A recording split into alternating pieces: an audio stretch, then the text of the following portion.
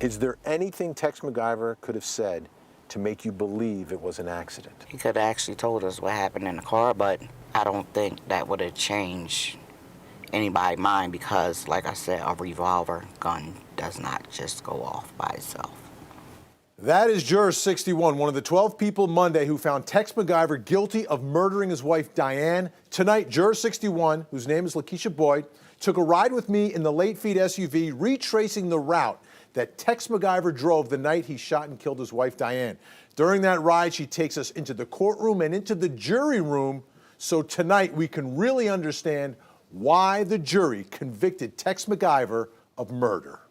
This is the point where Tex McIver said he got nervous. Why do you think Tex McIver asked Diane for the gun? He said it was a lot of people outside, homeless people, or as they say, Black Lives Matter. He was kind of nervous. Did you believe him when he said that's the reason why he wanted the gun? Not really. But do you think he was legitimately afraid of what was happening outside? He said he was. I know, he said that. He said he was. Do you believe it? No. Did you believe his story that he told about falling asleep right here on the same road we're driving right now, Piedmont Road? Some of us said, and I was one of them, he could have dazed off into the twilight zone, but into a deep sleep whereas though you did not know you still had the gun in your hand, no.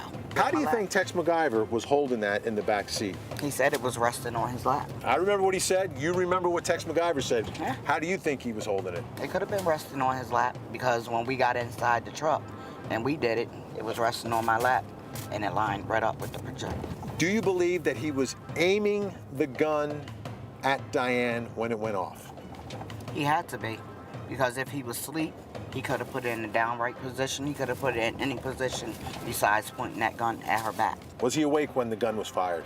He had to be awake.